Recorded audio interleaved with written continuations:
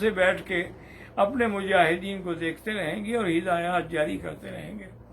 اب مسئلہ یہ تھا کہ بھی عریش پر پہرے دینے کے لیے کس کو منتخب کیا جائے، تو سیدنا ابو بکر صدیق نے تمام صحابہ سے کہا کہ یہ کام میں کروں گا، اور آپ تلوار پکڑ کے عریش کے دروازے پہ آ کے کھڑے ہو گئے پہرا دینے کے لیے۔ حضور صلی اللہ علیہ وسلم دیکھ رہے ہیں اور دعائیں مانگ رہے ہیں اللہ سے دعائیں، اور اتنی آپ نے دعائیں مانگی کہ کھڑے کھڑے آپ کی چادر 3 دفعہ کندھے سے گر گئی، اور اللہ تبارک و تعالیٰ سے حضور نے دعا کہ اللہم انجزنی ما وعدتنی، اللہم انجزنی ما وعدتنی، اللہم ان تہلک ہذہ العصابۃ لا تعبد، کہ یا اللہ میری ایک چھوٹی سی جماعت ہے، اگر یہ بھی ہلاک ہو گئی تو پھر تیرا نام لیوا بھی دنیا میں کوئی باقی نہیں رہے گا۔ حضور اور یہ جنگ بدر کا عجیب موقع ہے، آپ سوچ نہیں سکتے، یعنی بھائی بھائی کے مقابلے، حضرت علی کے مقابلے پہ عقیل ہیں، حضرت حمزہ کے مقابلے پہ عباس ہیں،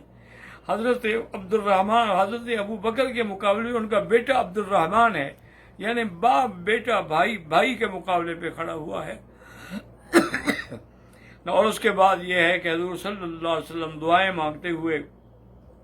باہر نکلے، اور آپ نے فرمایا ابشر یا ابو بکر، ابو بکر تمہیں مبارک ہو، ھذا جبریل عطاکا، یہ جبریل آیا ہوا ہے، اس نے زرہ بھی پہنی ہوئی ہے، اس کا مطلب ہے کہ وہ ہماری مدد کے لیے اترا ہے میدان جنگ میں۔ تو اللہ تبارک و تعالیٰ کی شان سے وہ مقابلہ تھا، اور دونوں فوجوں کا آپس میں سامنا آمنا تھا۔ حضور صلی اللہ علیہ وسلم کے صحابہ اس شان سے نکلے جیسے کسی نے کہا تھا کہ یہ خود دار ماہوں کے گودوں کے پالے، نہ ہاتھوں میں خنجر نہ کاندھوں پہ بھالے، چلے آ رہے ہیں بڑے آ رہے ہیں، وہ ختم نبوت کا پرچم سنبھالے۔ حضور صلی اللہ علیہ وسلم کے صحابہ میدان میں، ادھر کفار بھی میدان میں ہے، انہوں نے اپنے بڑے بہادر اتارے، عبیدہ، شیبہ، ربیعہ، اس کے مقابلے میں 3 انصاری نکلے، انہوں نے کہا کہ نہیں ہم تمہارے ساتھ لڑنا نہیں چاہتے، تم کل کے لڑکے ہمارا مقابلہ کر سکتے ہو، ہمارے مقابلے کے لیے حضور سے کہیں کہ قریش سے کوئی پہلوان بھیجیں۔ پھر اللہ کے نبی نے حکم دیا، حضرت علی رضی اللہ عنہ،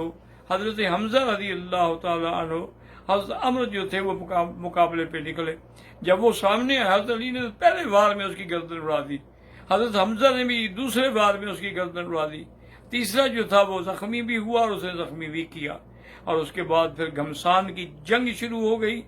گتھم گھتا ہو گئے، اور حضور پڑھ رہے تھے سیہزم الجمع ویولون الدبر، یہ لشکر جو ہے شکست کھائے گا اور پیٹھ دیکھ کے بھاگے گا، اور حضور یہ بھی فرما رہے تھے کہ مسرع فلان بہذا، اس جگہ پر فلاں کافر پڑا ہوگا، اس جگہ پر فلاں کافر پڑا ہوگا، اس جگہ پر فلاں کافر پڑا ہوگا۔ صحابہ کہتے ہیں ہم حیران تھے کہ میں ایک مشرک کے پیچھے بھاگ رہا تھا کہ میں نے آواز سنی، اس نے کہا ہیزوم مارو اس کو کوڑا، تو ہیزوم نے کوڑا مارا، وہ کوڑا لگا وہ گر گیا۔ میں حیران ہوں ہیزوم کون ہے، کہاں ہے؟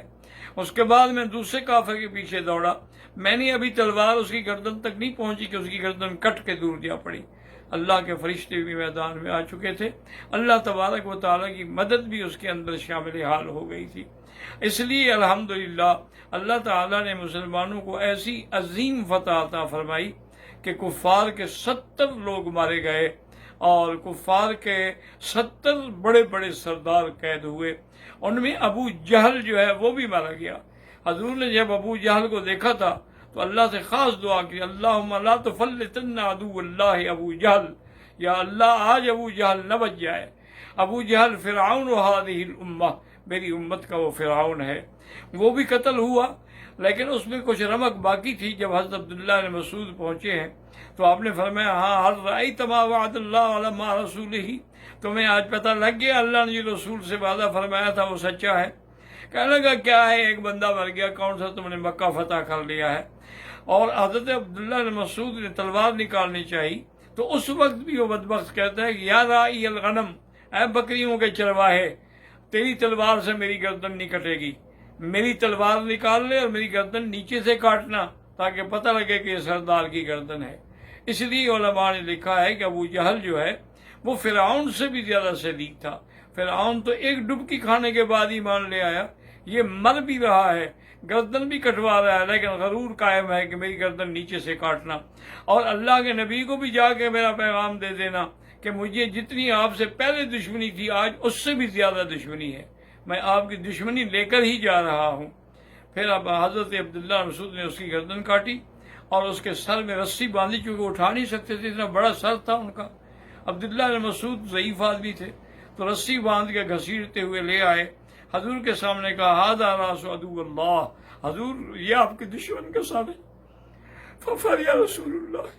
حضور صلی اللہ علیہ وسلم بڑے خوش ہوئے کہ دشمن آج میرے پاؤں میں پڑا ہوا ہے۔ اسی طرح پھر حضور نے حکم دیا، ابھی کافروں کو تو ہوش نہیں ہے، ان کی ساری لاشیں اٹھا کے قلیب بدر میں پھینکی جائیں کنویں میں، تو اس قلیب بدر میں پھینکی گئیں۔ اللہ کی شان یہ ہے، حضور صلی اللہ علیہ وسلم کے صحابہ بھی 14 شہید ہوئے، جن میں 6 انصاری تھے اور 8 مہاجرین تھے، جن کی قبریں آج بھی جنگ مقام بدر میں محفوظ ہیں۔ تو اللہ تعالیٰ نے اس علاقے کو چن لیا ہے، اپنا انتخاب کے لیے منتخب کر لیا ہے۔ اس کے بعد پھر اسارہ بدر کا واقعہ ہے، حضور پاک نے فدیہ قبول کیا، لیکن اللہ کو یہ بات پسند نہیں تھی، لیکن یہ بھی فیصلہ فرما دیا کہ لن يدخل النار احد شهد بدرا، جو بھی بدر میں گیا وہ کبھی جہنم میں نہیں جائے گا، وما علینا الا البلاغ۔